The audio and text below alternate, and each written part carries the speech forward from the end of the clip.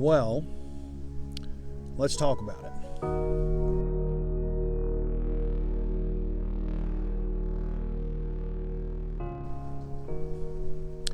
So, for a while now, I've owed you guys a video, a catch-up.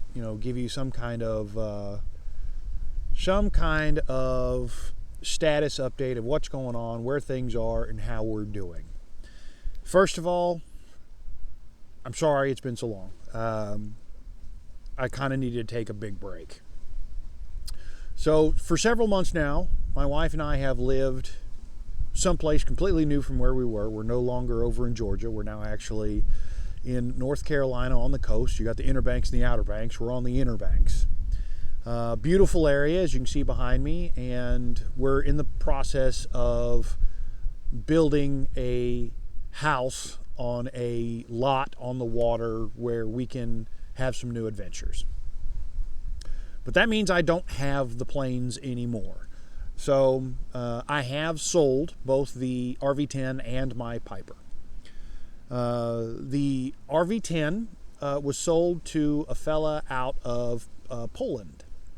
And I hope like heck he is doing well. I haven't heard from him in a long time at this point. It sold very quickly, and I had to pack it up for him and get it into a shipping container so that it could get over there. And I was really, really worried about getting it over there undamaged because, that shipping company just seemed really janky, and I was really kind of concerned. But apparently it took 6 to 8 weeks or so for it to get over there, and once it did, they were happy, or he was happy, I guess, and everything was good, and that's the last I've heard of it.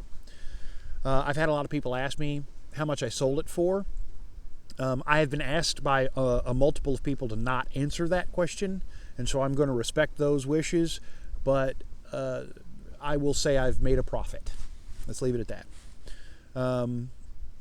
The Piper, same thing. I sold it to a fella out of Georgia. He's making payments on it. Super nice guy. I have no problem with that. And I think he's just about, or he just did get his pilot's license in it. He's super excited, and he's taking good care of the plane. And I couldn't be more excited about it because it's gone to somebody who loves it, which that's all that mattered to me.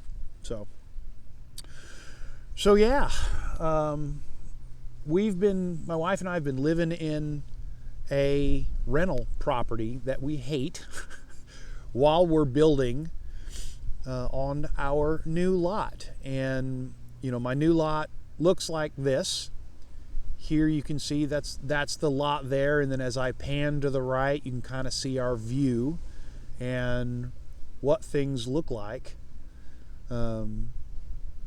And that view out there that you see is like 7 miles or something like that of just open water from the Inner Banks to the Outer Banks. And so we've got, a nice big open water view, and our intent is to start sailing. This is technically the sailing capital of North Carolina, and we really like it. And we want to get a boat and start going, and we had hoped to already have been there. When we initially, it's like 40 degrees out here, so my nose is running. When we initially moved here, we were going to move into a house and then start the sailing thing immediately. And all of the houses that we looked at just kept falling through. Just one thing after another, things kept falling through. So we had to decide what we were going to do. And we just stumbled across this lot. It was like, and it was affordable. It's like, wow, that's an inexpensive lot for what it is. We can build a house here and it will be worth a lot. So we pivoted and started to go that route. Yeah, that's taking forever. Literally months longer than I wanted. Like I had honestly hoped to have been on the water by now because of just we want to move quickly in some of these adventures because we're not getting younger. But life being what it is, yeah. So we're still in the construction process, and we're still trying to figure out what we're doing and how we're going to get there, and baby steps, I guess. A lot of people have asked me if I missed the build. Yeah, absolutely. I especially now that I don't have an out. You know, I don't have my hobby. I don't have any access to my man cave, right? I'm in a rental and all my stuff's in storage. The rental's half the size of my former house. So I have, you know, I can't go do woodworking. I can't go do any of my hobbies, really. I basically wake up, I work, I go for a walk, I come home, I eat, I go to sleep. And that's been my life for the last 6 months, 9 months. And will probably be my life for the next 6 to 9 months, if I'm being honest. So sometimes I come out here and I sit and I stare at the water and I walk my dog or I go do other stuff. But yeah, I do miss the build. I miss going out and having something to do where I'm just putting, you know, not necessarily rivets, but just something physical. Yeah, so I do miss that. I was asked recently if I knew about or saw the Vans Aircraft bankruptcy filing, if I knew that was going to be a thing. I didn't, but it makes sense. I think the writing was on the wall just a little bit. Vans Aircraft's a great company. I think they will continue to be a great company. I think this is something that they just had to do in the short term to make ends meet so they can continue to be a great company. I think you're going to see some price increases. I just don't see how they can't increase prices. I mean, we have this weird economic downturn. Not weird. Trying not to get political here. We have an economic downturn due to bad decisions higher up, and so what's happening is foretold, and typically the first thing that suffers in the event of that kind of downturn is your luxury items. And I think we can all agree that an airplane is a luxury item. So small companies like Vans are going to hurt, and hopefully they will weather it. They've been around a very long time. They've weathered this sort of thing before. They will weather it again. And so, yes, I still think Vans is a good company. I still think it's a good investment. Just understand there's going to be some costs associated with this, and that's just how it is. So, yeah.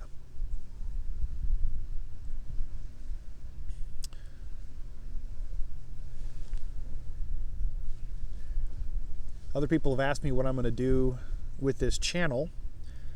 And, you know, I wanted to do, it is still Jason Ellis Builds, so I still want to build things. It's just probably not going to be airplanes anymore. And I know a lot of you are going to unsubscribe, and I don't blame you. I understand. If you're here just for watching me build the plane and I'm not building the plane anymore, I get it, you know. Not going to hurt my feelings.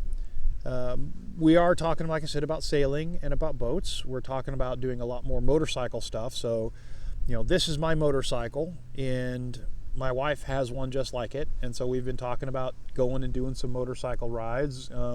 I recently did a ride all the way up into Canada, actually, up into Quebec with my buddy, and I didn't get to film any of it, but I was like, this would have been a good one to film and, you know, have a conversation and talk about, and yeah. But I kind of needed to step away from the YouTube videoing thing because it's a lot of work. And it was, in a lot of ways, it sapped a lot of my desire to work on the plane. And I guess that's the next thing I want to talk about is, you know, why did I stop? What happened? What went on? Well, part of it started with, you know, when I started the whole build channel, it was a build vlog for myself to document what I was doing to meet the part requirement to show that I built the plane. That was really all it was for. And it picked up into kind of a more of a community, right? Where people were sharing with me and I was sharing with them, and we were having this conversation through YouTube, and that was cool. And I got to meet a lot of really nice and amazing people on the internet and through forums and, you know, at the various air shows, and that was a lot of fun. And there's still a lot of really great people out there. But I'm really uncomfortable with that situation. Like when I'm sitting on a park bench and there's no one else around and I'm talking to a camera, I'm comfortable and I'm fine. But when I'm in a situation where there's a lot of people around, I get very uncomfortable. And so that's one thing that I just didn't like that came out of this. Another thing is you're putting yourself on blast, right? You put yourself on display, and the ridicule comes in pretty hot and hard. So You have to be ready for that, and I guess I'm okay with that. I just kind of didn't care because people are going to comment. That's all there is to it. If you open yourself up to it, it's kind of on you. So that one didn't bug me as much, but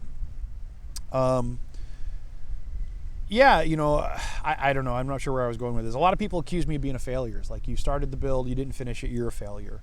Well, I mean, that's one way to look at it, I guess. I guess you could say that. I don't necessarily agree because, well, it's me. I think I had a procedure, a process, a thing that I did, and I brought it to the fruition that I could bring it to, and then I couldn't go any farther just due to money. The engine was going to cost $75,000 to $80,000. That, the finishing kit and the paint and all the other stuff to bring it to that finished plane, that finished aircraft, was just going to be egregiously expensive. And at that point, I was kind of done with the hobby. That was the big things. Like when I went up in the Piper and I went flying around, and I did many times, I was just kind of meh. I mean, it was interesting, it was fun, but I didn't really love it. For whatever reason, something killed the dream. Something for me really kind of killed my love of the hobby. And I noticed that a little bit too when I went to Oshkosh the last time and I was watching the planes, or walking around looking at all the planes. I'm like, these warbirds are amazing. I'll never own one of these warbirds. The rest of this I don't really care about. And I wasn't excited about it. So something along the line, and I don't know if it was the build, if it was the video, if I took too long, I don't know what it was. Not enough $100 hamburgers. I don't know. Just something killed it, and I just really wasn't into it anymore. And I know I was also trying to get my wife to do it, to get in the plane with me and try to get that love of flying back through her eyes. And she's terrified of it. So she really didn't want to do it. It scared her. And I'm like, okay, if my person, if my spousal unit, if my life partner doesn't want to do this, I'm not going to force it on her. And kind of don't want to do it either at that point. And so that's really I think part of the issue too. And I'm not trying to blame her. I'm just trying to say I think these are the things that all came together to kind of kill the dream for me. So yeah, so now she's really keen on sailing, and she's really keen on the motorcycle stuff, and she wants to do all these things. She wants to do the house build. She's got all these plans that she wants to do that does not include flying. So we're going to do all that stuff. So yeah, that's it. I'm sure you guys have a lot of questions. I'll be happy to answer them, and I will continue to make videos. I do want to make videos about other things that I'm building, about other things that I'm doing. I'm planning to start doing a lot more woodworking as soon as I can get my shop up and running again. That seems like that's forever far away. And I want to do just conversations with you guys because I enjoy this stuff. I've contemplated talking a little bit of politics, but at the same time, I kind of take the stance that politics ruins everything. But I mean, I don't know. I probably should just avoid politics. I do have a gaming channel that I thought about going back and working on because I do enjoy a lot of gaming, and right now it's all I can do. I work and I play the occasional game. That's all I got right now, which really sucks, by the way. But yeah, so I'm not sure where this channel is going to go. We'll see. Jay Snell's Builds is not dead. It's just we're not building planes anymore. So anyways, guys, thank you very much. This adventure it's been awesome. I'm sorry it has taken me so very long to give you a heads up and a closure around it all. The plane sold, and I think that part of my life is now behind me, and I'm moving on to something new. So I don't know what that is fully yet, but hopefully it'll have to do with that, and we'll see. If you have any comments or questions, by all means, comment down below. I'd love to have a conversation and reach out to you guys, but no matter what, don't be a stranger. And if aviation is still your passion, by all means, follow that passion. It's just not mine anymore. So, thanks, guys. See ya.